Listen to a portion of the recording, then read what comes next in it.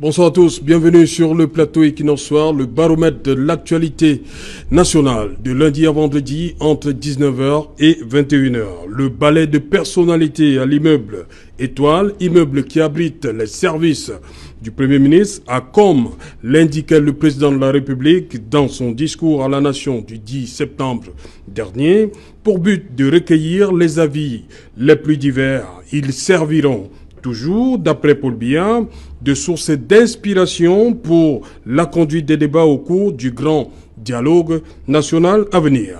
Jusqu'ici, institutions, partis politiques, leaders d'opinion sont passés devant le chef du gouvernement, le Premier ministre chef du gouvernement, Chief Dr Joseph John Gouté, soit pour marquer leur accord aux assises, soit pour conditionner leur participation. Mais au-delà, l'absence de certains acteurs et autres organisations de la société civile laisse interrogateur pour finir par installer le doute dans bon nombre d'esprits. Tout à l'heure, dans Equinox Soir, ce sera 20h, la grande édition d'information présentée par Cédric Noufelé. Tout de suite après le débrief du journal. Tout de suite, madame, monsieur, et maintenant, c'est le fait du jour.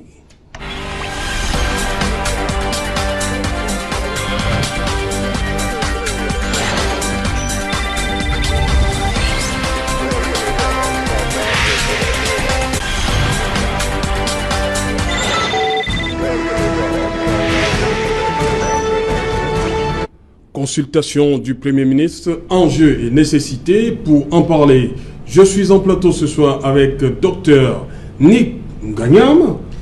Welcome on board once again. Oh, thank you very much. It's always a pleasure to be with you here. And you know, every day the subject gets more exciting because there are a lot of things to discover and to explain. You know, there are a lot of intricacies and we need to be very careful what we say. Okay. You're welcome. Thank you. Alain Djipo, bonsoir. Bonsoir Serge Alain, bonsoir à tous les téléspectateurs d'Equinox Soir. C'est un plaisir toujours renouvelé que de répondre positivement à votre invitation. Voilà, bienvenue d'être toujours conseiller du DP, du messager. Ça n'a pas changé entre temps. Ok, merci Alain Djipo. Docteur Isaac Kessan, bonsoir. Bonsoir à tous. Vous êtes sociopolitiste. C'est cela. Voilà. Dites-moi, docteur Issam, pourquoi de telles consultations préalables avant ce grand dialogue national? Ces consultations étaient nécessaires à votre avis? Inévitables, incontournables? Pourquoi cela? Ces consultations étaient nécessaires parce que lorsque vous allez dans le cadre des échanges, des réunions, vous le voyez bien, au Parlement, on travaille d'abord en commission. C'est la même chose dans les conseils municipaux qu'on peut avoir dans les communes. Donc on prépare, parce qu'on ne peut pas aller découvrir tout sur le terrain. Donc, il faut consulter les gens pour préparer le cadre dans lequel on va discuter, préparer même les gens à prendre déjà conscience de ce qui va être dit, même si au moment du dialogue effectif, lui-même, il y a d'autres choses qu'on pourrait d'abord proposer. Donc je pense que c'est pour cadrer, c'est pour tenir compte de la vieille tradition qui consiste dans le cadre du management, même des organisations publiques, à préparer d'abord dans le cadre d'une planification pour aller ensuite discuter. Ok. Docteur Nick Nganyam, il y a un problème. Le président a dit que c'est déjà sûr. Vous pensez qu'il fallait ces consultations avant pour être sûr? Vous êtes en phase avec le docteur Issam? Il fallait ça avant le grand dialogue? It's a yes and a no question. Oui. Because on commence par le yes. Yes, it's a yes. It's a yes in the sense that, well, it would be good to do something so that it seems like, you know, the whole nation participated. Oui. Give it a participatory kind of coloring, and if that is the objective, then it's great. No, because the problems to be discussed and we already know them. So sending people to the US to go and ask all those questions and so on, it's a waste of time, it's a waste of money, it's a waste of resources, and we're just beating around the bush. If we truly wanted to solve this problem... Docteur, vous voulez dire que cette mission-là qui va aller aux États-Unis d'Amérique, Canada, chef de délégation, professeur Frou encore fort, c'est un perte de temps. Perte de temps, waste of time, waste of money, waste of time, waste of resources, because we know the problem. Qu'est-ce qu'il fallait faire alors? Because we know Donc the ces gens problems. de la diaspora devaient débarquer comme ça? Well, they could come or not. But let me rephrase the whole thing. Oui. You know, we have a problem in the country that we want to solve. Am I correct on that? Oui. And it depends on what the president wants to see done. Do you want to solve the problem? Do you want to win a war, or do you want to win peace? He had to answer these two questions before starting. Do you want to win a war, or you want to win peace? If you win a war, you're only postponing to another date. Winning a war, when I say war, you know, a war starts internally by anger and dissatisfaction and so on. So you could actually come out with the military, do whatever you want and win a war, but you have not won peace.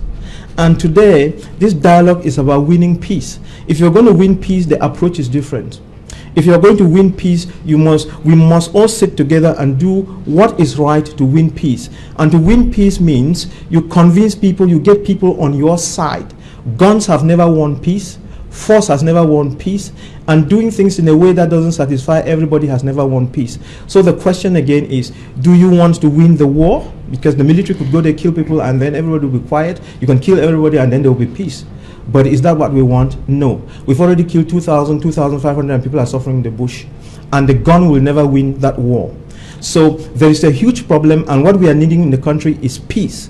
And to get that peace, the procedure as it's taken now is not the best for getting that peace. Because before we came to this, I had already said that this country needs 5 dialogues. Now, the Anglophone problem is a peculiar problem in itself that is a problem that needs to be solved between Anglophones and the government. The Lamido of I don't know where in the north there has got no business to come and tell us how to solve the Anglophone problem, and has no suggestion to give us on how to solve the Anglophone problem. We are Anglophones, we know where the shoe pinches us, and you need to ask us, and we say, and you know anyway, everybody knows where the Anglophones say the shoe is pinching, and we don't need all these consultations from all these people who are coming from all over. They are there probably to present their own problems, but as far as the Anglophone problem is concerned, they don't represent us. Thank you. Voilà, Alain Djibour, dans le discours du président du 10 septembre, il a prescrit de larges consultations au Premier ministre, mais également que des délégations allaient partir en direction de la diaspora pour rencontrer la diaspora. Les délégations sont constituées États-Unis d'Amérique, Canada, France, Grande-Bretagne, Belgique, Allemagne, Nigeria, Afrique du Sud. Pour le docteur, d'abord le docteur Essam, lui, pense que ces consultations menées par le Premier ministre étaient nécessaires. Pour le docteur Ngouagnam, les autres là, rencontrer la diaspora, c'est une perte de temps et c'est budgétivore. Moi, pour revenir à l'expression consacrée. Au-delà de ces deux aspects, oui. Perte de temps, caractère budgétivore, je voudrais dire qu'elle m'inquiète ces consultations. Ah, ça vous inquiète? Je suis très inquiet parce que, figurez-vous, depuis que le ballet d'audience a commencé à la primature, chaque jour qui passe, c'est des délégations, c'est des personnalités de différents ordres, de différents milieux qui sont reçus avec dans leurs mains des préalables, des mémorandas, des documents, des propositions fortes. Et moi, mon inquiétude réside, parce que ce n'est même pas fini, ça va courir jusqu'à la semaine prochaine, à l'antichambre même jusqu'au 27 de la grande palabre nationale, qui selon des sources commence le 29 de ce mois. Alors mon inquiétude réside dans le fait que... C'est pas le 30 ? Pardon ? Le 30 ? Le 30 ou 4 ? Bon, il y a des sources. Pour moi, il n'y a rien encore officiel. Okay. Les supputations laissent entendre que le grand dialogue s'ouvre le 29. Okay. Bon, ça c'est à confirmer. Ce n'est pas officiel pour l'instant. Donc, je reviens sur mon développement pour indiquer tout simplement que je suis inquiet parce que j'ai la faiblesse de penser que le temps matériel pour éplucher toutes les propositions est éminemment court.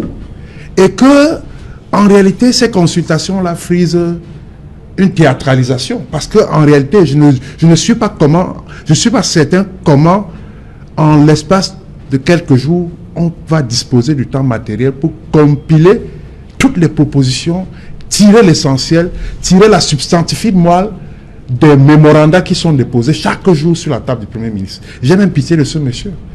je ne suis pas sûr. Il lui faut une bonne dose de calmant pour chaque jour pour qu'il soit sur ses deux jambes à la fin de la journée. Et figurez-vous, ce n'est qu'au début.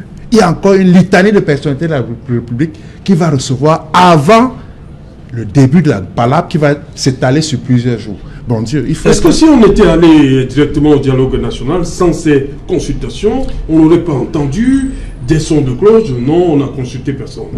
Non, je crois que la réponse est même dans la question. C'est-à-dire qu'on a eu le sentiment que c'était un peu sous pression. Le dialogue vient parce qu'il y a eu tellement de pression, le régime s'est senti acculé et a lâché du lest pour dire « Ok, vous voulez le dialogue, je fais le dialogue ». Je crois que si depuis 3 ans, on n'avait plus le temps de faire ces consultations au moment où la grève des anciens, des avocats avait commencé, on n'en serait pas là. On aurait même déjà soldé le problème anglophone, qui en passant reste un problème entier. Aujourd'hui, il est noyé dans les mémorandums qui viennent de part et d'autre, dans les revendications socio-professionnelles. Mais ce sont les contributions. Monsieur le Président de la République était clair dans son discours le 10 septembre. Il dit que le dialogue va focaliser sur l'objet, la racine même de la crise anglophone. Le dialogue j'ai le sentiment que même concernera principalement la situation dans les régions du Nord-Ouest et du Sud. Principalement. Oui, donc, j'ai le sentiment qu'on a inversé, on semble avoir inversé l'affaire. Parce que si vous regardez même le balai de ceux qui vont à la primature, il y a combien d'anglophones là-dedans? On va revenir là-dessus. C'est aussi une curiosité. On va y revenir là-dessus. C'est pourquoi j'ai fait venir sur ce plateau Dr Ningaye. Je reste avec vous, Alain Djibo. D'accord. Ça a commencé de manière officielle, c'est-à-dire selon le planning prévisionnel, mardi 17 septembre, 14h30, les institutions, secrétaire général du comité central du RDPC, 15h, Conseil national de la jeunesse, 16h, Union des journalistes du Cameroun. Vous êtes journaliste, dites-nous. C'est aussi une grosse curiosité. Laquelle? La présidente de l'UJC. J'étais un peu estomaqué j'ai même sursauté lorsque j'ai lu le sigle UJC, Union des journalistes du Cameroun. Je me suis posé la question de savoir si cette association corporatiste existe encore. Il me semble que depuis des lustres, on n'a pas renouvelé le mandat à l'équipe dirigeante. 2010. Et depuis 2010, voilà 9 ans.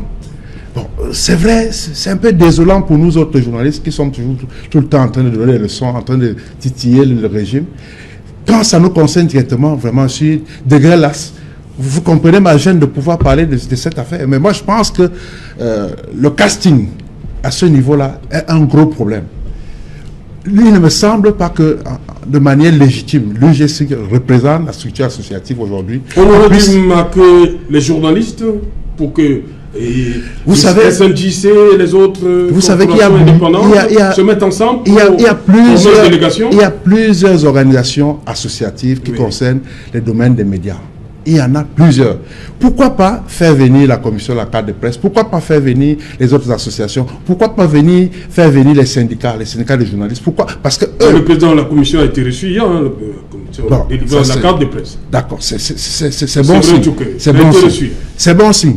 Mais il fallait bien aller au-delà. Parce que l'UJC aujourd'hui, je vais me répéter en disant que j'ai du mal à penser que ce soit vraiment la structure représentative de l'ensemble des professionnels des médias aujourd'hui. Surtout que c'est une structure presque acéphale. C'est-à-dire, ceux qui sont à la tête de cette structure n'ont pas de mandat officiel.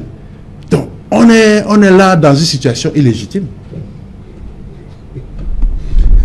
Docteur Isaac Essomba, il y a ce problème, la présidence du grand dialogue qui fait problème. Le MRC, dans son mémorandum hier, souhaite que ce soit une personnalité neutre.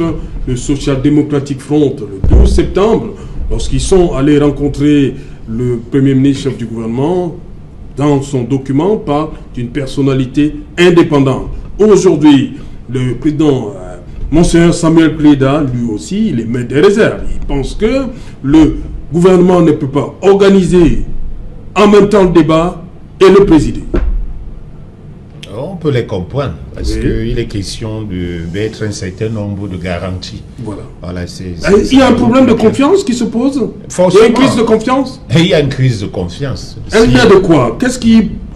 Pourquoi certains Camerounais sont dubitatifs? c'est que historiquement, lorsqu'on fait précisément une socio-histoire, on se rend compte que à la suite de la tripartite, il y avait eu un problème au niveau du suivi et de l'application de tout ce qui avait été dit. Et c'est pas un problème qui est exclusif à ce dialogue-là, un peu partout.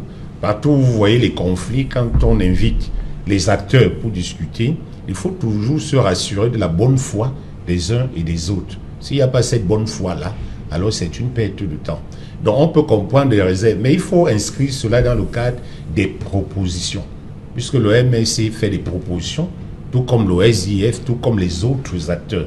Alors maintenant, quand vous proposez, c'est le Premier ministre qui assure l'arbitrage. Il reviendra plus tard de voir est-ce qu'on peut introduire une sorte de médiation pour satisfaire les uns et les autres. Mais c'est jamais évident. On ne peut pas satisfaire tout le monde. L'idéal est d'aller avec une dose de bonne foi de part et d'autre. Parce qu'il n'y a pas que le gouvernement qui suscite une sorte de crainte. Même les acteurs qui viendront là. Est-ce que ces acteurs sont de bonne foi dont l'interrogation intéresse tout le monde? Mais je dis, s'il fallait considérer le conflit en lui-même, dans le dialogue, on aurait des groupes séparatistes et le gouvernement. Parce que voilà les protagonistes. Mais si vous regardez aussi la stratégie du président de la République, vous allez tout de suite comprendre. Vous avez résumé ce grand dialogue à la situation dans le nord-ouest et le sud-ouest. Oui, dont le président dit qu'il faut... Non, c'est ce que j'ai dit. Certes que principalement c'est le Nozo, mais à côté il y a d'autres problèmes. C'est ce que je suis en train de dire. Oui. C'est-à-dire que je viens... Parce que là vous parlez des groupes séparatistes et le gouvernement. Oui, et les autres. Logiquement, ce sont ces deux camps-là qui devraient s'asseoir pour discuter. Ça, c'est pour une paix durable, du point de vue de la crise anglophone. Parce qu'en réalité, ce sont ceux qui sont en conflit qui discutent. Vous n'êtes pas en conflit, vous venez discuter, vous voyez le problème que ça pose. Donc ça, c'est au plan de la logique. Maintenant, du point de vue stratégique, c'est différent. Docteur Sam, vous rejoignez dans Docteur Nick qui dit que l'amido de... il faut pas... Il pense qu'il ne peut pas apporter quelque chose. Je suis d'accord avec Docteur Nick. Je maintiens encore qu'au plan de la logique, oui, il a raison. Maintenant, au plan stratégique, c'est différent. Le président lui-même sait très bien que cette histoire n'a pas commencé avec la crise anglophone. Faites bien une socio-histoire, vous allez comprendre qu'il y a eu les mémorandas qui ont commencé au nord, dans le Grand Nord. C'est allé à l'est, c'est allé à l'ouest, c'est venu au centre. Ouais, vous vous rappelez bien du patriarche, au Nambélési. Or, c'est après son action que la crise anglophone a suivi. Voilà pourquoi on parlait des revendications des communautés. Vous comprenez? Donc, si au niveau des régions du nord-ouest et du sud-ouest, ça a pris de l'ampleur, c'est que de ce côté-là, il y a eu une plus forte mobilisation. Et le président le sait. C'est pour ça que, bien que parlant principalement des anglophones, pour résoudre un problème national, c'est-à-dire qui tient compte des autres communautés, dans ce sens que, est-ce qu'on aura plusieurs dialogues à la fois? C'est-à-dire qu'à défaut d'organiser plusieurs dialogues, on organise... Le docteur Ngoyan dit qu'il faut 5 dialogues. Il faut 5 dialogues. Ça aurait été l'idéal. Mais maintenant, comme on n'a qu'un dialogue qui a été proposé par le président de la République, principalement on parle de la question de la crise du nord-ouest, sud-ouest, mais on n'oublie pas les autres communautés. Or, de ce point de vue, il parlait d'un problème de casting tout à l'heure. Je suis d'accord avec ça. Parce que dans la crise concernant les communautés, ce sont les populations qui ont les problèmes, ce ne sont pas les leaders politiques. Voilà. Ce ne sont pas les leaders d'opinion. Oui. Ce sont les populations. C'est-à-dire, est-ce que ces acteurs qui se présentent comme des représentatifs? Oui, essentiels pour ce dialogue-là, est-ce qu'ils sont représentatifs? Or, on observe une crise de représentativité. Et donc, est-ce qu'on ne pouvait pas mettre un accent sur une consultation plus poussée, en faisant notamment revenir tous ces acteurs qui, au niveau des communautés, se plaignaient avant et qui présentaient donc un certain nombre de doléances. Si on les retrouve, les autres acteurs viendront juste accompagner. Puisqu'il y a dialogue, on demande de n'exclure personne, toute proposition peut aider. Mais il y a des acteurs essentiels qui ont un problème. Et dans un dialogue, on cherche à résoudre les problèmes des individus. On ne cherche pas à associer les gens juste pour indiquer que tel ou tel a été présent dans le cadre de ce dialogue-là. Donc, la question de la représentativité me semble fondamentale ici, et il va falloir toucher ces acteurs principaux pour qu'on ait une paix durable. Si on ne touche pas ces acteurs principaux, ou si ces acteurs principaux sont noyés dans le dialogue, vous allez vous rendre compte que, eh bien, il y aura des résolutions qui seront prises. Mais la solution sera de courte durée. Parce qu'effectivement, on n'aura pas pris en compte les grands acteurs qui devraient intervenir. Il parlait tout à l'heure de la diaspora. Je crois que vous avez vu que la diaspora est devenue très dynamique aujourd'hui. On ne peut pas faire sans elle. Donc sa consultation est aussi nécessaire. Oui. Sa consultation est nécessaire. Mais le docteur Ning, il pense que ces délégations-là, c'est son opinion, oui. C'est son observation. Mais est-ce que, ça c'est ce qu'il pense, est-ce que la diaspora vous a dit qu'elle n'était pas prête à se faire consulter, ou bien qu'elle estimerait que c'est une perte de temps? Leur consultation est importante pour tous ces diasporas parce que ça permettra d'identifier les acteurs essentiels et voir comment ils pourront intervenir dans le cadre de ce dialogue-là. Ok. Il nous a rejoint sur ce plateau Guy Fongan, bonsoir. Bonsoir Serge Alain, bonsoir aux nombreux téléspectateurs qui prennent un plaisir inégalé à regarder cette émission qui chaque jour sort des sentiers battus. Guy Fongan, vous m'avez dit que vous avez un problème avec les sorties des acteurs, des hommes politiques, hein, depuis que ces consultants, depuis que le dialogue national est lancé. Bah oui, j'ai parcouru l'ensemble des propositions qui ont été faites par les partis politiques pour résoudre la crise anglophone. Et moi, ce qui m'a heurté, je pense qu'on a un véritable problème de réconciliation avec notre histoire, notre passé envers nous-mêmes. Parce que voyez-vous, il y a des choses qui nous arrivent dans ce pays qui ne trouvent pas d'explication rationnelle. On a des fois l'impression qu'on est dans la pure métaphysique. Il est difficilement de trouver des raisons, des raisons. Voyez-vous, notre premier président, par exemple, Amadou Ahidjo, qui est décédé il y a quelque temps, et nos martyrs, nos héros, on n'a jamais eu l'occasion de faire, on n'a jamais eu l'occasion de faire le deuil de nos martyrs et de ce premier président.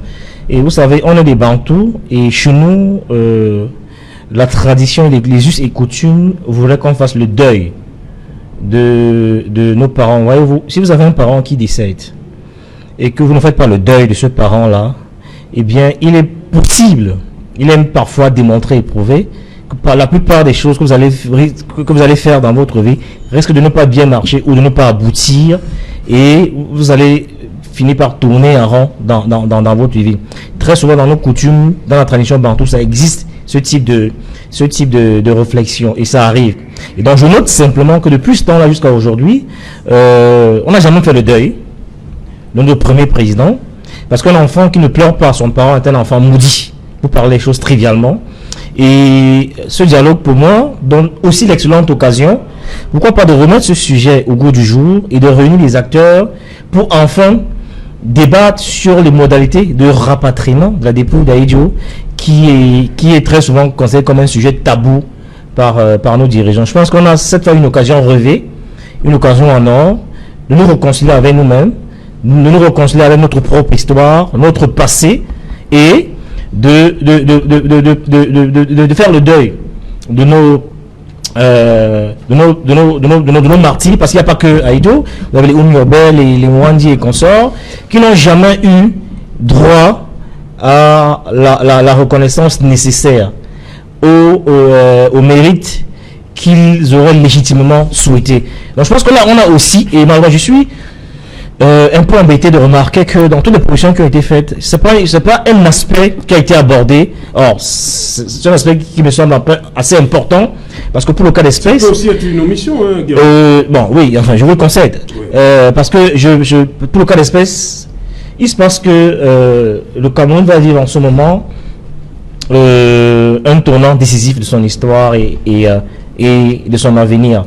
Donc il est plus qu'urgent de remettre tous les sujets sur la table et de nous réconcilier avec nous-mêmes et de permettre à ce pays d'avancer.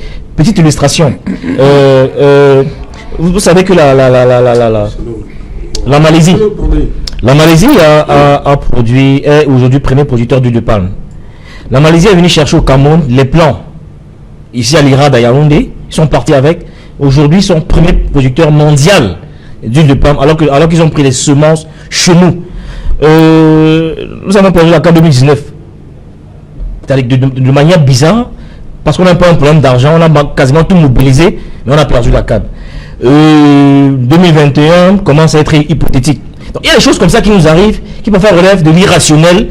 On ne sait pas ce qui se passe et ce qui nous arrive. Et ça me semble pas normal. Il est urgent aujourd'hui de remettre tous ces sujets et de nous reconstruire avec nous-mêmes et de nous projeter vers l'avenir plus sereinement. Dr Ning-Yang, vous comprenez ce que dit Guillaume Yes, Fongan? yes, Il faut faire le deuil. Hein? Yes, of course we have to. Et parce que c'est une occasion de faire le deuil. That's why the president said that the people from the north should come and say what they want, and I'm sure the people of the north should be asking for this day. Now that said, let me just bring two corrections to what my brother here said. Let us make a few things clear here because we can get lost. We're talking about the Anglophone problem, and let's go back. The Anglophones, when we say Anglophones, it might bring some confusion. Let's say that Anglophones, they originate from that state called West Cameroon. And Francophones originate from that state called East Cameroon. The Anglophone problem, as it is today, is a problem between West Cameroon and East Cameroon. It is not a problem with the people of West Cameroon and the people of East Cameroon. It's a problem of the people of West Cameroon with the governing body. That's where the problem lies. And therefore, the people of West Cameroon ought to be talking to the governing body, the ones that are governing the nation. They have no business with the people of East Cameroon. And then, sometimes when we talk, we tend to treat these people of the Northwest and Southwest as if they are a tribe. They are not a tribe. They are not a tribe. Let's get that straight. And then another thing, we've always had problems boiling. And to make people understand the problems we have in Cameroon, I always say, put in mind a dining table. Let's consider this to be a dining table. And on this dining table, we have a tablecloth that covers everything. Those are the general problems that every Cameroonian, short or tall, black or white, is suffering from. Now, on that dining table, we have a cake. If I say a cake, probably it sounds like it's something nice.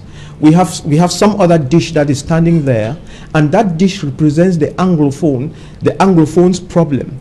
The Anglophone's problem is on a dish that is standing on the tablecloth, and that tablecloth is part of that table. And you must treat that dish separately, and don't try to mix it up and faire the plantain malaxé. It will not work. So now, with this national dialogue, it's a plantain malaxé. And that's why I said that this country needs 5 dialogues, so that you come to the dialogue table and you treat specific problems and bring specific answers to the table so that you can win the peace. This plantain malaxé thing wants to win by the war. And the plantain malaxé is bringing confusion. It's the Tower of Babel here. It's going to bring confusion, and no problem will be solved.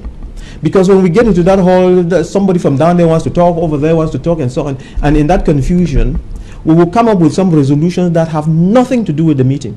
It's very important. And therefore, we need a dialogue between Anglophones and the government.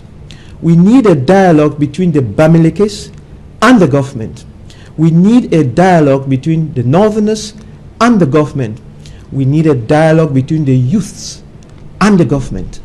And if our parliamentarians were serious, they would have been carrying a dialogue of their own on all these national issues in parliament, but they were so mute, only interested in their stomachs, and have no guts. They run around like babies, can't stand up to anything. And now this national dialogue comes and you see them running around like rats and so on. You have nothing to offer, honestly. If you were that serious, you would have sorted out that thing in parliament. but you didn't have the guts to talk about it. The SDF tried to talk about it, you shouted them down, you booed them down. Others tried to talk about it, you booed them down. And it's just so unfortunate. Before I was coming to this studio, I was thinking, what is wrong with all of us? And I realized the problem. You see, if you go to that parliament, the Speaker of the House is not voted, he's appointed. I can show you how. The Speaker of the Senate is not voted, he's appointed. So we have, everybody is kind of like an appointee. So when you have only appointees who cannot stand up for anything except their stomach, you are in a problem. Dr. Nick, juste deux petites précisions. Vous avez parlé de ce dialogue entre les Bamileke et le gouvernement, les peuples du Nord et le gouvernement. Oui. Pourquoi? Oui, parce que, let me speak in English. Oui, let's go. Même si vous voulez en français pour que les gens puissent comprendre. Oui, en English. On est là. English. J'espère que vous allez comprendre. English. The Bamilekes. Look. The Anglophones had their specific problems. And only the Anglophone understands that problem. And he needs to state it clearly to the government. And you know, for all this time that this problem has been brewing, you remember the first Prime Minister went up to Bamina to try to talk to teachers and lawyers. And we have 5 ministers who went and sat on national television and making a mockery of the Prime Minister. And telling them there is no Anglophone problem because I think it was Issa Chiroma, was my daughter speak English. I mean, that's bullshit.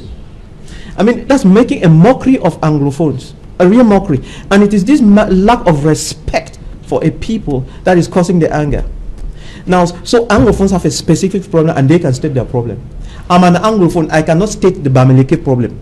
Let the Bamileke man come and state his problem. I can observe that problem from afar and say, they didn't tell me to say that they have a problem, but I'm observing and I know that they have a problem. And they are the only ones who can state their problem, and you must listen to their problem properly if you want to win the peace and not the war.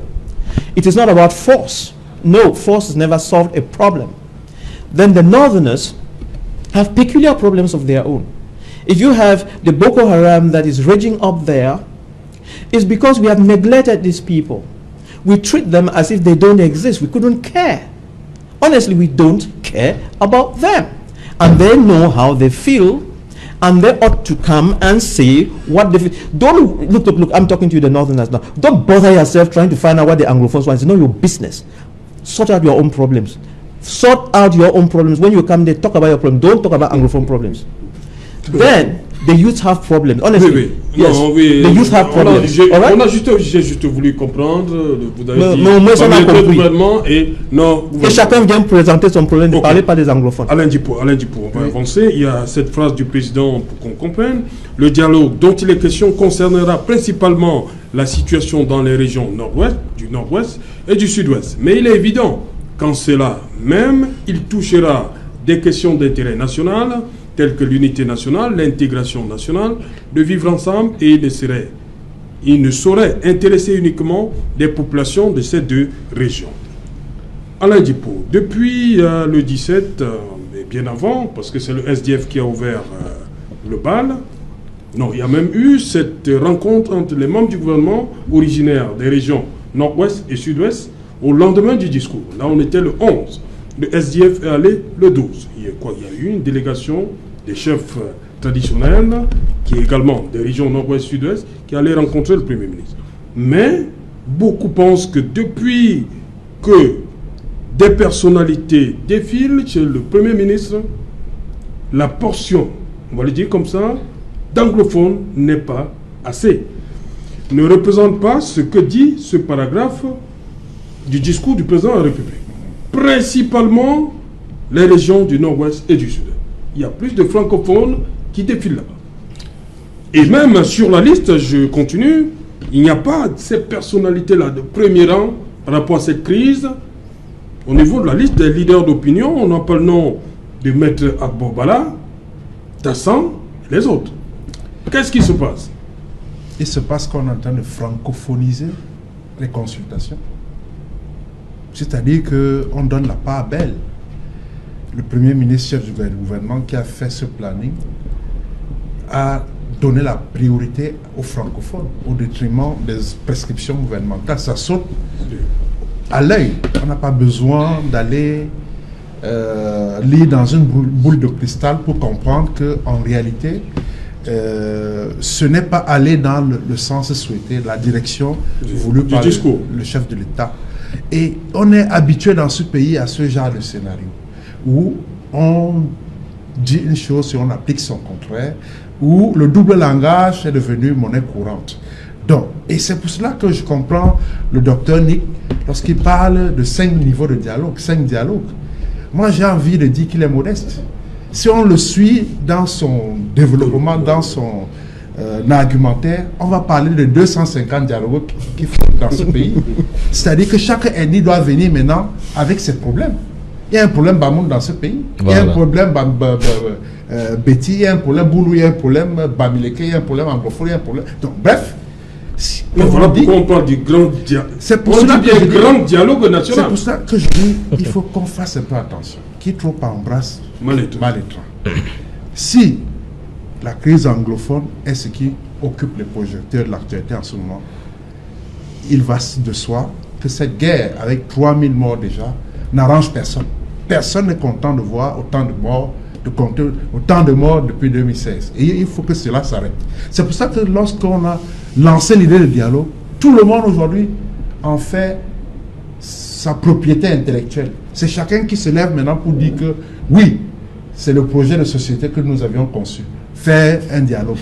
Maintenant, c'est manger à toutes les sauces. Même les problèmes qui n'ont rien à voir avec la crise anglophone, on met dans le dialogue national. Donc c'est un fourre-tout qui va créer une confusion. Et je rejoins Dr Nick pour dire que... Une fois encore. Si nous voulons résoudre le problème anglophone, limitons-nous d'abord à ce premier niveau de dialogue. Parce que celui-là occupe effectivement les projecteurs de l'actualité au regard de la crise humanitaire qui est en dessous. Moi, vraiment, en tant que citoyen, je ne suis pas d'accord qu'on continue chaque jour à dénoncer les nombres de morts dans ces régions.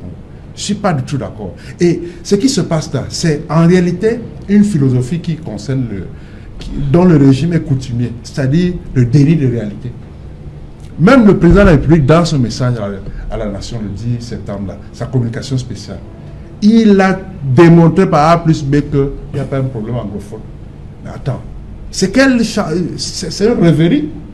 Dit dans ce pays qu'il n'y a pas un problème anglophone, alors que chaque jour, les gens se plaignent, les gens sont frustrés, ils manifestent leur mal-être. Si on n'est pas autiste, comment peut-on expliquer que le numéro 1 Camerounais se lève le matin devant toute la communauté nationale et internationale, dit qu'il n'y a pas un problème de marginalisation des anglophones. Et pour illustrer, il dit qu'il a, depuis 92 nommé, tous les premiers ministres sont issus de ces régions-là. Mais s'il vous plaît, soyons un peu sérieux à un moment donné. Si tout était donc bien mené, pourquoi il y aurait eu cette crise? Pourquoi cette crise perdure? Si le régime pense avoir pris toutes les dispositions nécessaires pour que les choses marchent comme elles devraient marcher. Alors je dis, il y a un problème de déni de réalité qui se pose, même dans le discours présidentiel, même dans les consultations au niveau des services du Premier ministre. Il y avait Fongaro? Non, je pense qu'il faut faire attention quand on aborde des sujets aussi sérieux et sensibles. Et la thématique est joliment formulée. Consultation du Premier ministre. Nécessité en jeu. Voyez-vous, je voudrais observer deux choses. La première, c'est pour indiquer, quand je regarde le casting ou le profil de ceux qui jusqu'ici sont consultés pour résoudre cette crise, je suis très inquiet et j'ai très peur. Parce que je n'ai pas le sentiment que ces personnes-là ont la capacité d'interagir ou alors d'agir avec ceux qui sont sur le terrain, c'est-à-dire les Amazoniens. Et ça me pose deux problèmes. Dans le discours du président, vous avez bien remarqué qu'il a envoyé des menaces à peine voilées à la diaspora, qu'il estimait comme étant les personnes qui soutiennent et qui financent ces sécessionnistes et qui doivent faire face à la rigidité de la loi. Or, ce sont ces personnes qui, à mon sens, ont une grosse capacité de nuisance et qui peuvent impacter véritablement le théâtre des opérations. Or, ces gens-là, jusqu'ici, je ne perçois pas à l'horizon le type de garantie qu'on leur donne pour s'assurer qu'ils peuvent participer à ce dialogue-là, venir à Yaoundé et repartir sereinement. Et à partir de ce moment-là, ils ne viendront pas et il n'est pas... Donc, je suis un peu embarrassé parce qu'ils ne seront pas. C'est ceux qui communiquent, qui agissent sur le terrain, sont en étroit contact avec eux. Et le chairman a été kidnappé 2 fois, il est reparti chez lui. Mais j'ai pas le sentiment que le chairman a un réel impact sur ces gens qui sont sur le terrain. Donc, les gens avec qui il parle ne seront pas à la table de négociation. Et donc, moi, ça me pose la question, comment on fait pour faire asseoir des gens sur une table qui ne peuvent pas, de manière pertinente, parler aux Ambazoniens? Donc, c'est quoi que ce problème-là, on a encore le temps de le régler. On a encore le temps de régler d'ici au 30, de donner les assurances et toutes les garanties nécessaires pour permettre à ces gens de discuter. Parce que c'est avec eux qu'il faut parler, en fait. Il faut absolument les associer si on veut régler le problème de fond.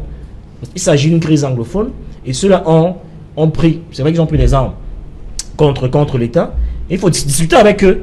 Parce que depuis la seconde consulte, n'ont mené aucune action directe sur le terrain.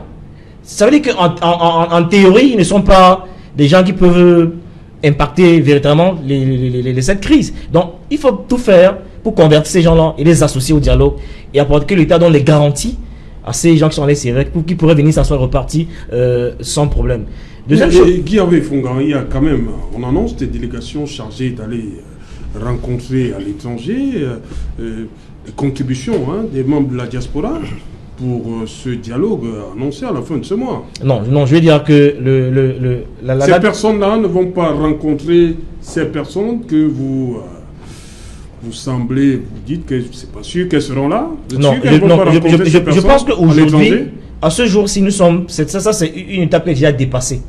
Il y a eu plusieurs délégations à l'étranger qui allaient rencontrer cette diaspora. Ce n'est pas aujourd'hui comme on allait discuter avec eux. Il y a eu plus, vous vous souvenez des voyages du chef de l'État et d'une série de délégations du gouvernement qui allaient à l'étranger discuter avec eux. Ce n'est pas maintenant qu'il faut. On les a déjà rencontrés, enfin du moins certains. Donc on sait à peu près ce qu'ils pensent. Aujourd'hui, on a une étape décisive, c'est-à-dire réunir les gens autour de la table. C'est de ça qu'il s'agit. On ne peut pas me dire qu'au jour d'aujourd'hui, il faut aller rencontrer ces gens pour discuter avec eux.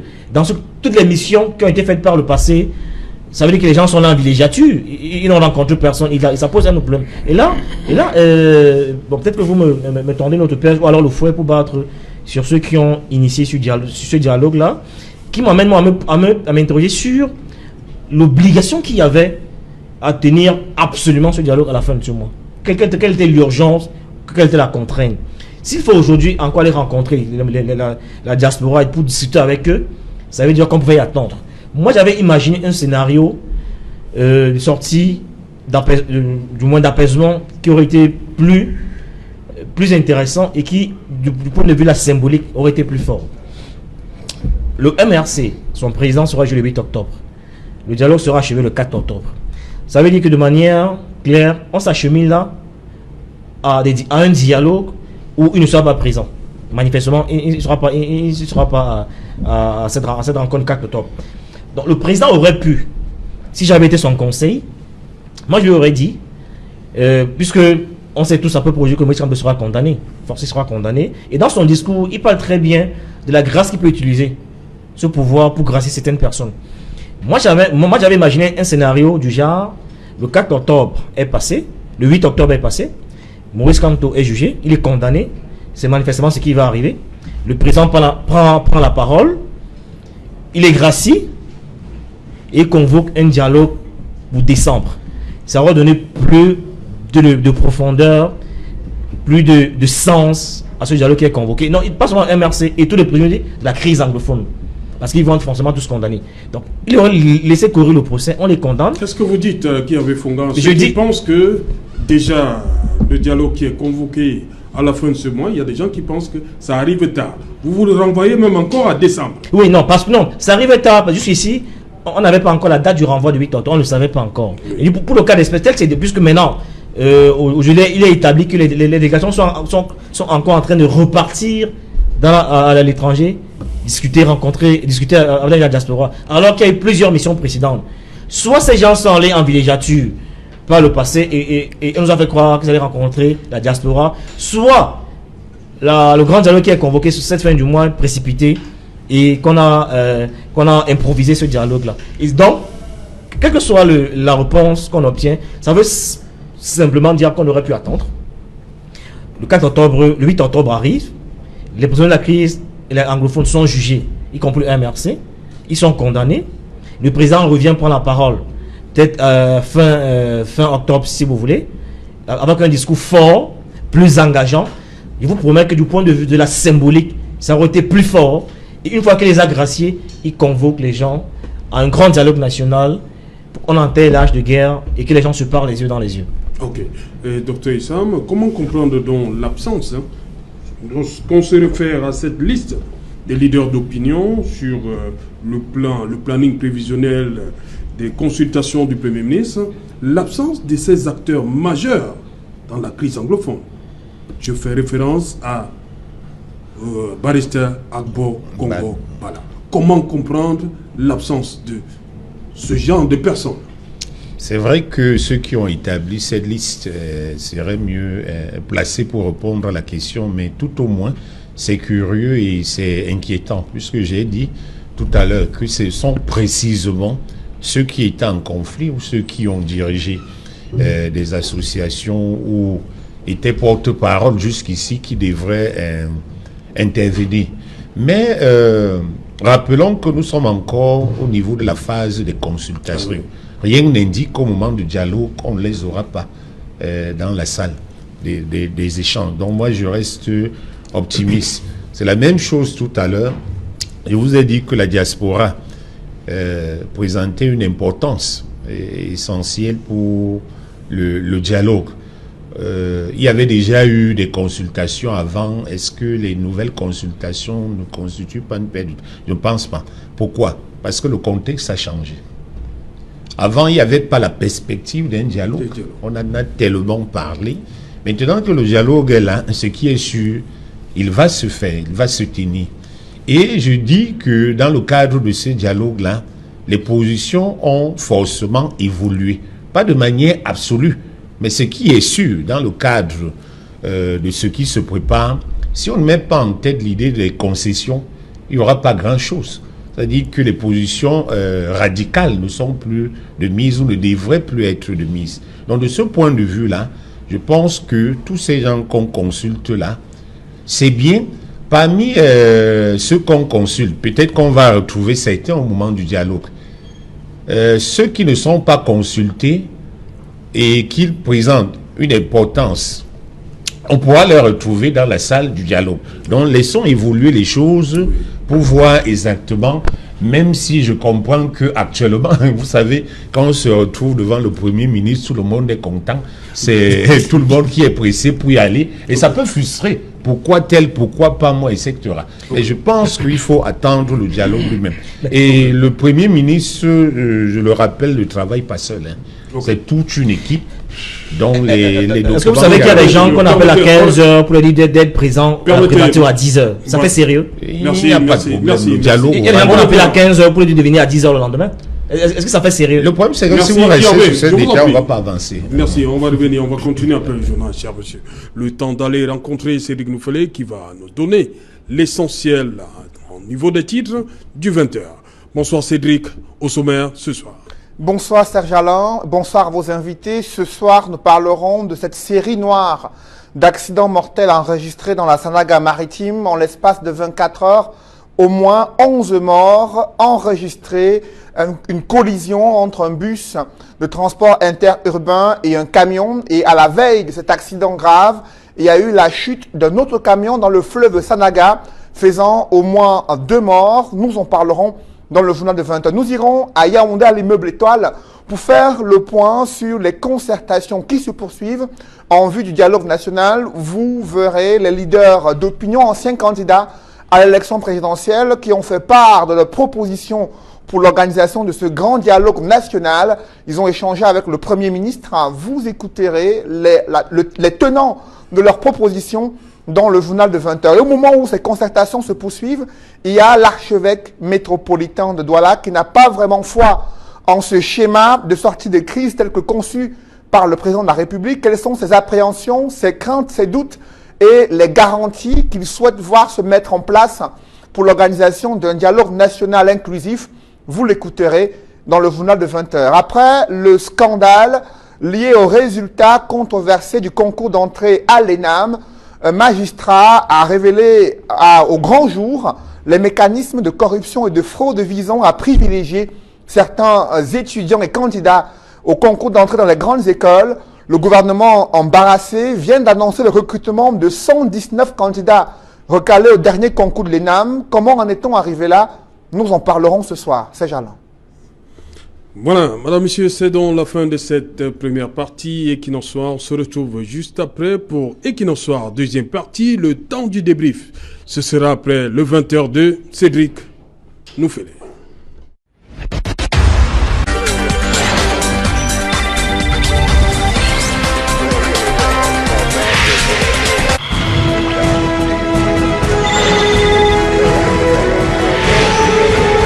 Retour sur le plateau Equinox Soir, deuxième partie, le temps du débrief, toujours en compagnie de Guy Hervé Fongan, docteur Isaac Essam, docteur Nick Ngwanyam et Alain Djipou. Alain Djipou, l'ENAM, encore l'ENAM, comme je l'ai dit il n'y a pas longtemps, un magistrat qui décide d'ouvrir une espèce de boîte de Pandore. Et si Joshua aussi avait raison? Je crois que votre questionnement mérite sa place. Ça vaut son pesant d'or, c'est d'autant que on est déjà habitué à des anecdotes autour, n'est-ce pas, de l'entrée. C'est devenu banal, ces histoires de l'ENAM? C'est-à-dire que c'est une institution pourtant prestigieuse, mais qui brille par des anecdotes qui viennent la dévaloriser. Et c'est pourquoi je suis fortement favorable à ceux qui ont pensé à l'instar de Joshua aussi, candidat alors à la présidentielle de 2018, que s'il gagnait la présidentielle, il devrait fermer cette école. Donc moi je suis au regard des petites histoires qui se mêlent chaque année, quand ce n'est pas des morts qui sont déclarés admis, c'est des admis qui passent sans admissibilité. Et c'est des cousins, c'est des fils, c'est des enfants de tel ministre, c'est des enfants du président de la République. Bref, il y a toujours chaque année des histoires un peu caustiques autour, n'est-ce pas, de concours de l'ENAM. Et pour ma part, je pense qu'il est grand temps de faire les états généraux de l'ENAM et puis de décider carrément de sa mort pour que, en réalité, ces fraudes massives qui sont décriées par le haut magistrat, qui n'est pas sorti de nulle part, c'est parce qu'il maîtrise bien de quoi il est question, il maîtrise bien le sujet pour être formé là, pour avoir été formé là-dedans, et c'est sûrement pour avoir été encadreur à l'ENAM, il maîtrise donc les rouages de la fraude là-bas, parce qu'il s'agit, n'est-ce pas, de la fraude. Et toutes choses qui viennent donc jeter tout un discrédit sur une institution qui était jusque-là prestigieuse. Donc je pense pour ma part que il n'est pas temps pour le régime en place de réfléchir encore sur l'avenir de cette école. Docteur Isaac Essam, du scandale en scandale, mais n'en demeure pas moins qu'elle reste une école prestigieuse. On se bouscule. D'ailleurs, le magistrat parle des montants costauds, sont faramineuses pour parler de 5, 8 millions pour entrer à l'ENAM. Qu'est-ce qui fait donc toujours courir les parents? Vous savez, quand on passe par l'ENAM, on devient des élites administratives dans la société. C'est ce qui intéresse. Il est vrai quand même que on devrait beaucoup plus mettre l'accent sur le travail et l'efficacité. Mais les gens regardent beaucoup plus les honneurs. Si on s'en tient à ce que le magistrat a dit, moi-même je devrais me présenter comme une victime. Parce qu'en réalité, en 2008, et en 2009, successivement, j'ai été admissible à la magistrature. Oui, bon. Auditeur de justice. Auditeur de justice. Il vous a manqué quoi? Le million? C'était quoi? Tout au moins, on m'a rien demandé, mais mon nom n'est jamais sorti. Vous ne saviez pas qu'on... Moi, je ne le savais pas. Je ne le savais pas. Alors, même si ça avait été le cas, mes parents n'auraient pas pu avoir cet agent-là. Bon, de toute façon, je ne regrette rien. Parce que dans le cadre de l'administration, plus tard, je suis allé au CEFAM aussi, à Boya, oui, pour les collectivités territoriales décentralisées. Donc, j'ai quand même une compensation, si on peut appeler ça comme ça. Mais il est quand même important qu'on reconnaisse la méritocratie, qu'on mette l'accent sur le talent. Parce que tous les scandales qu'on a au niveau de la gestion, au-delà du fait que certains décident de saboter les actions du gouvernement même, mais il y en a qui sont incompétents. Et ça, cela s'observe. C'est les produits de l'ENAM en gros. En partie, parce qu'il y a aussi des têtes brillantes qui sortent de l'INAM. D'ailleurs, mais justement, c'est pas tout le monde. Hein. On en connaît qui sont passés par là, qui sont qui sont brillants à l'INAM sans passer par ces méthodes. Ils sont nombreux. Je demande souvent aux gens de travailler pour être à l'abri des soucis, de chercher à partir de 15 à 19 de moyenne. Ça permet quand même d'être à l'abri. Oui. Quand vous avez 11, 12, c'est pas évident. Avec ceux qui utilisent des moyens peu orthodoxes. Il est difficile de mettre de côté quelqu'un qui a eu 15 de moyenne ou bien 19. Il est un peu difficile. Ça peut arriver, mais il est difficile. Ouais. Oui, donc on se bat pour ça. Mais tout à l'heure, dans le reportage, vous avez vu que ça peut arriver si le nombre de places. Oui. Vous comprenez? C'est-à-dire que vous travaillez bien, mais le nombre de places. Peut-être que si en 2009, il y avait eu plus de 119 là, supplémentaires. Moi-même aussi, j'aurais été magistrat. Bon, c'est magistrat aujourd'hui. Bon, c'est cela. Bon, aujourd'hui, je suis enseignant, c'est déjà cela. Donc, je dis aux gens de continuer à travailler, mais il faut toiletter ces écoles-là aussi. Il faut... Les incompétents ne sont pas inutiles pour la société, mais ils doivent aller travailler là où il y a l'incompétence. Parce que si vous êtes incompétent et on vous met là où... La société a besoin des incompétents aussi, c'est ce que vous voulez dire. Oui, bien sûr. Il faut tout ça pour faire un monde. Mais c'est cela. Oui. S'il y a le mal et le bien, forcément, on peut... Le monde est essentiellement mal. Mais il y a un problème, comme je le dis souvent. Vous voyez, les zéros ne sont pas inutiles dans la société. Oui. Mais si les zéros acceptent d'être à leur place, vous allez voir qu'on va gagner. Si les zéros sont devant 1, il n'y aura rien. Si vous prenez 3 zéros, vous mettez devant 1, c'est 1. Si les 3 zéros acceptent d'aller après 1, ça donne 1000. Donc il y a ce problème fondamental là. Malheureusement, ce n'est pas moi qui décide. Il y en a qui décident et puis on observe. Voilà, docteur Nick. Yes. L'ENAM, chaque année, fait parler d'elle, surtout en période d'admission. Hein. It's really a pity Qu'est-ce qui se passe? Ça, c'est les problèmes entre le directeur et le ministre de la fonction publique, la réforme administrative. Là, on a 2 cas, des gens qui étaient déclarés admis, qui se retrouvent sur la liste d'attente. Maintenant, on parle encore de cette sortie, cette lettre ouverte du magistrat au président de la République qui révèle un certain nombre de dysfonctionnements du côté de l'État. Well, you know, like someone was saying that you have to pay between 7 and 10 million to get admitted. Oui. And I even heard stories that even some people who paid 10 million, they still had to go look for some more money, and the thing is going towards 15 now. So you can understand that if let's say... Je crois qu'on ne devrait pas être péremptoire. Hein? Il y a quand même des enfants, comme yes, let's say something. Réussi normalement à entrer dans cette école. Let's look at something.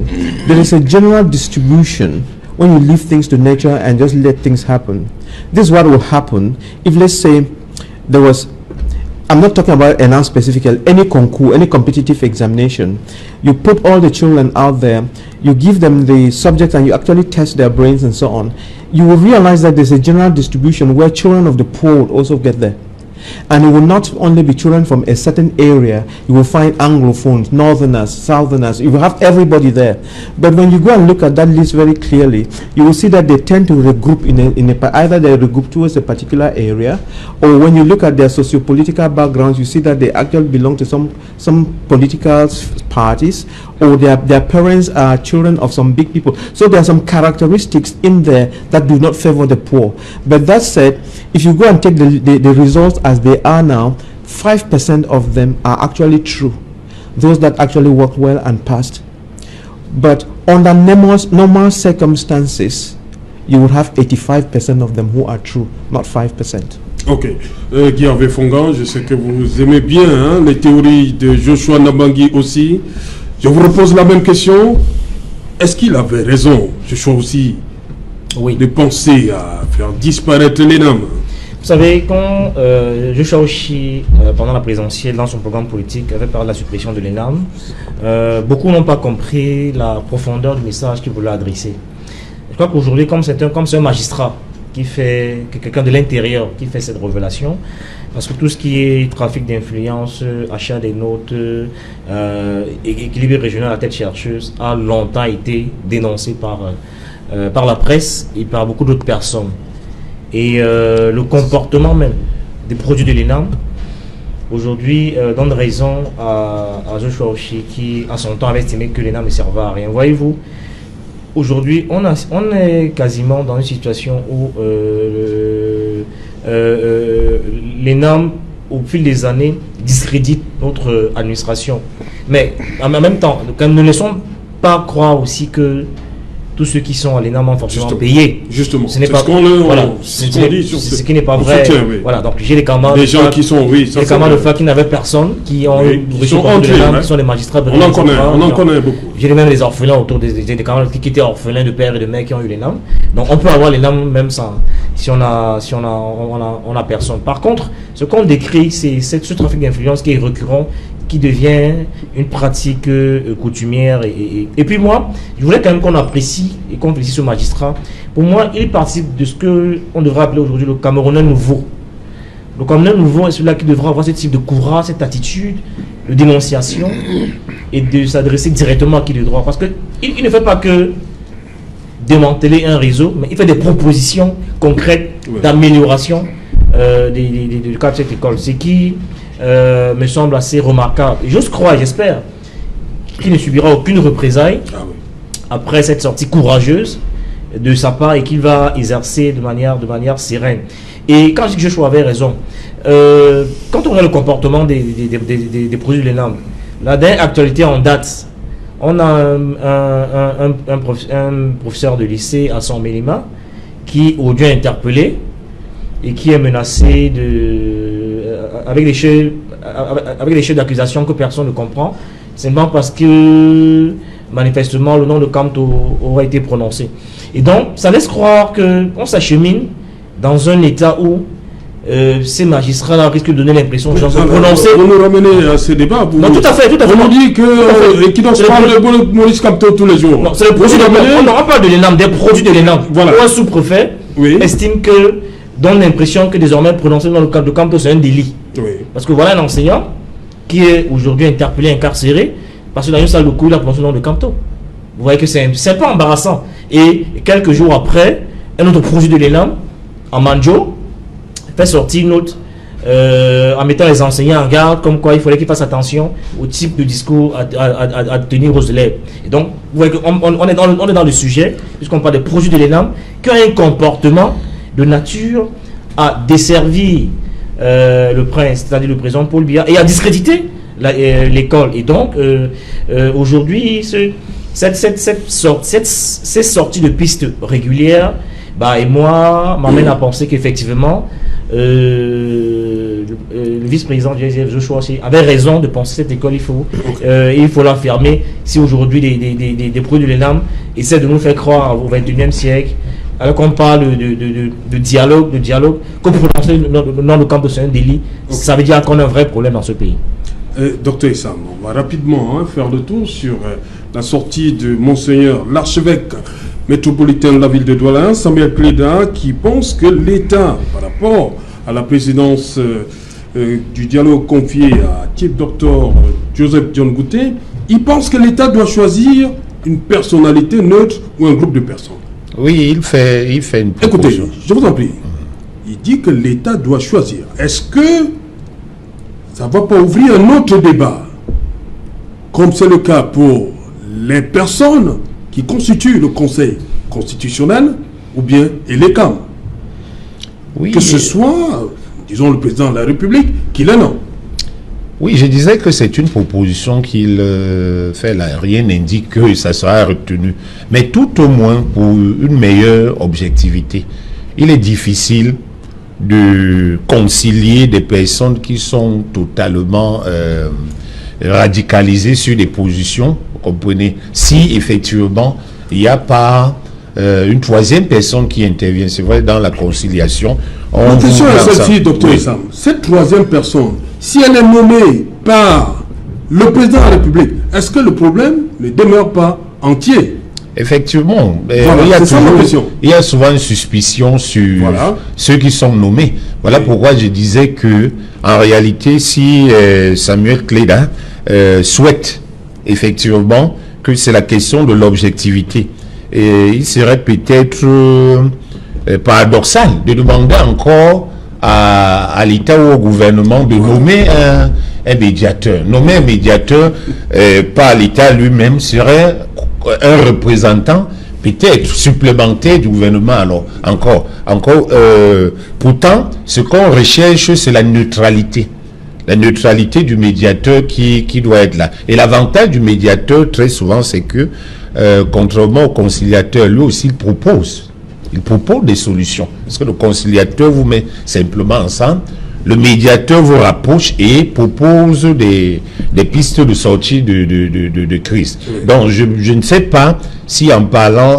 Monseigneur s'écoutait, parce que la question de la suspicion est toujours posée chaque fois que le gouvernement nomme quelqu'un. Donc il aurait peut-être fallu laisser cela comme ça. Alain Djibo, si aujourd'hui le président de la République décide de nommer Monseigneur Christian, le cardinal Christian Toumi, est-ce que ça résout le problème? C'est le président qui le nomme. Non, la procédure serait viciée.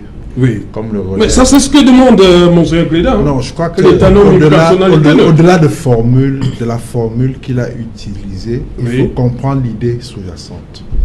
Je crois que la profondeur, l'idée profonde qui se dégage des propos de Monseigneur Kleda, c'est de voir piloter une personnalité neutre de la République. Comment cette personnalité neutre sera désignée? Voilà donc là où il y a le problème. Pour ma part, j'estime, et ça a d'ailleurs fait l'objet d'une chronique que j'ai faite dans les colonnes du Messager ce matin, lorsque j'ai parlé de médiateur dépendant. Il ne faudrait pas qu'on en arrive à cette situation de médiateur dépendant, parce que le PM, qui a été désigné par le Premier, mais par le président de la République dans son discours comme celui qui doit conduire le grand dialogue national, est marqué politiquement. Et donc, de facto, ne me semble pas être dans les bonnes dispositions de neutralité, d'objectivité requises pour une telle tâche.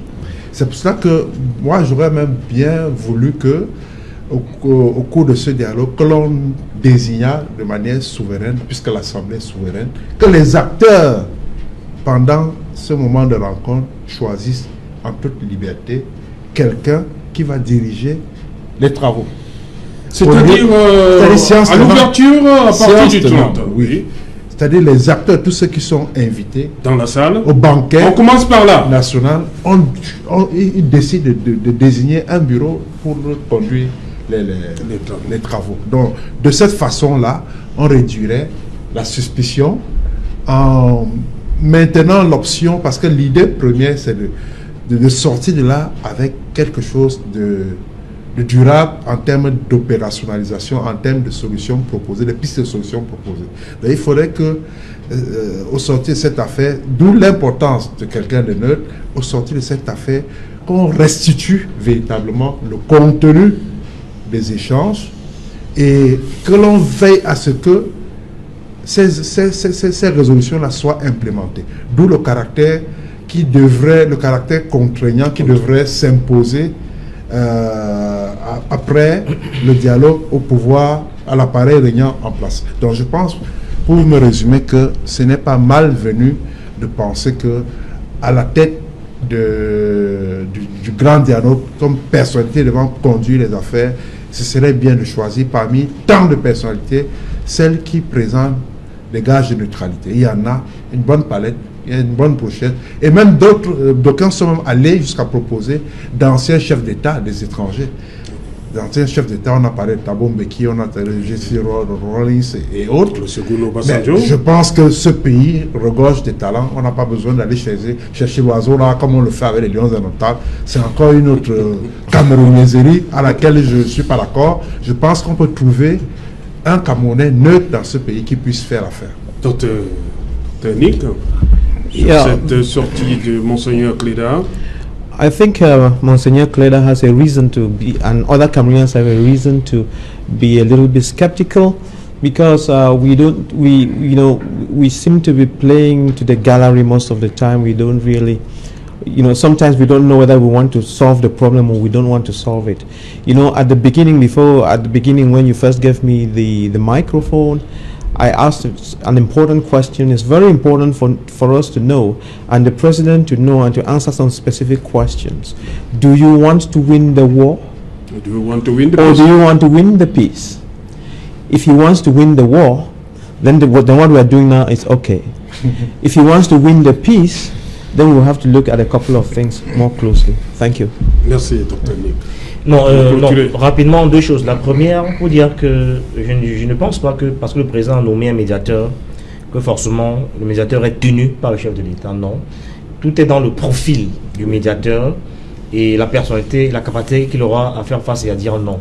Je ne suis pas sûr que si le cardinal Toumi est nommé médiateur, que le président Pobia pourra facilement, influencer le cardinal Toumi dans ses choix et dans ses décisions. Ça m'étonnerait. Mais quelqu'un d'autre, c'est peut-être possible. Donc on peut trouver des Camerounais comme ça, dans ce pays, qui peuvent en toute liberté conduire ses travaux. Et même si j'adhère à l'option, on peut aussi opter pour une option où on disait un médiateur séance tenante, c'est-à-dire à partir du 30. Mais toujours est-il qu'on peut trouver un profil de Camerounais qui est nommé, mais qui ne soit pas tenu. Vous savez, tous aux États-Unis, il y a la procédure d'impeachment.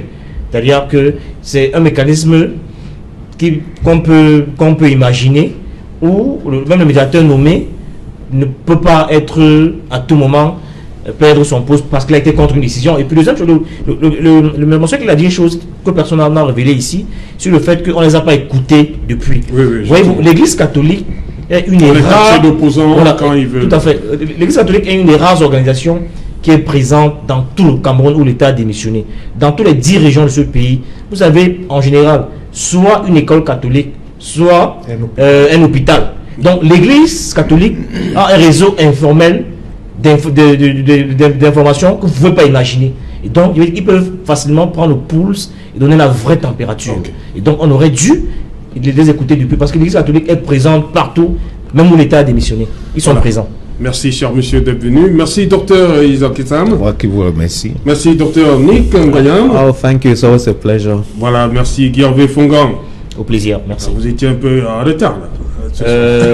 Mais il n'y a pas. Voilà. Merci, Alain Dipou. Merci d'être venu. Ravi d'être sur votre plateau. Voilà, c'est le dialogue qui a commencé. Hein. On est en plein dans le dialogue qui est mangé à toutes les sauces. Voilà.